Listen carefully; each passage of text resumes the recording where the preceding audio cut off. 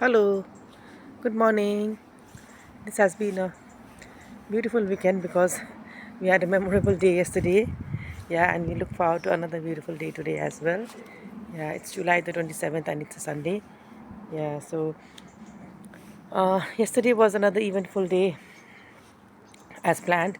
We all went to the Hampton Garden at around 10 a.m. in the morning, and Hampton Court, sorry. And so, as I had mentioned earlier, Hampton Court is the sort of court, a palace of uh, King Henry the Eighth. So, yesterday I had mentioned that he was one of the most popular and most he was a protesting king. He protested against the strict Christianity. So maybe the term Protestant also came after there. Anyway, he had six wives, which he is popularly known for, and a very very lavish court which we got to see yesterday. The palace was like just huge. I don't think I've ever like visited any palace museums, or let's say palace as lavish as yesterday's. As King Henry the Eighth. So it was just huge. I think we walked around 2 hours inside the castle as well, and there were huge banquet halls, huge like ballrooms where they had put all paintings of all the like I don't know, Tudor era, like the Victorian era. We also have the Tudor era. So those were the, I think, era which is like 700, 800 years ago. So it has been beautifully preserved.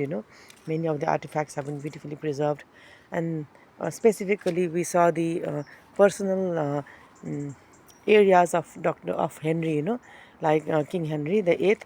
So there was his kitchen which is still intact, and they preserved all the um, kitchen accessories, and the fireplace, the plates, the cooking utensils they used, and everything, and they were also showing how to make the jam from strawberry, which they used to do it in that era.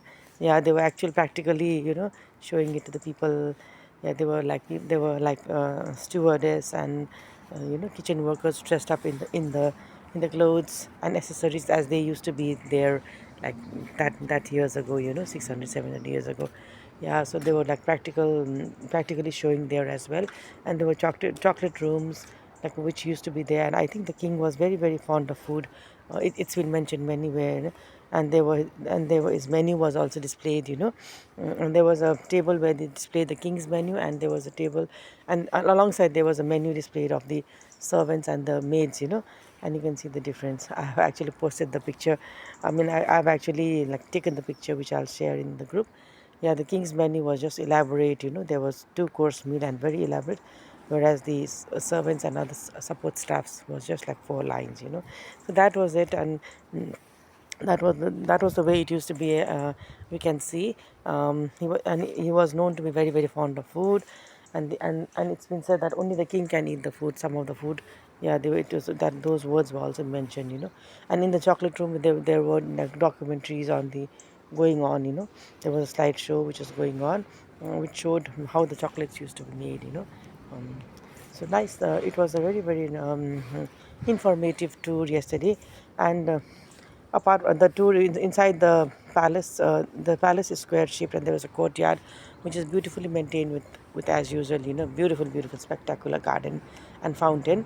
And when you go out of the palace, the palace garden in the front was another thing, next level. The beauty to next level, because the way there was a sort of a huge garden with let's say rectangular sort of trees, which are pruned in that shape, and it was all like very well kept, and it was all very green and intact, and nothing messy, anything around. And there were benches below the trees, and I think there were more than 200 or even more trees which you can even see. It's a huge garden spreading to hectares and hectares, I think. It's not just an ordinary, like, not just ordinarily big, it's extraordinarily big. And again um, there was another garden, which is on the right side of the palace, but which directly faces the king's room, where the kings and all they used to live. So they could see it from the window, because we were passing through those windows where they used to live. So yeah, the garden facing the king's window was also another level, it was like not straight, it was like it converged into a shallow pit, and there was fountain there, and again very very well maintained, and it could take like more than 1 hour to just go around those gardens, one garden. Yeah, and again on another side, I think on the left side there was a kitchen garden of the king. We also got to go there, and we saw apple lots of apples growing, um, inside the garden and also on the walls. So that was another spectacular thing to see. Most of the fruits were all like fruits were all growing on the walls. So they had pruned the plants in such a way that the fruits were all growing on the walls.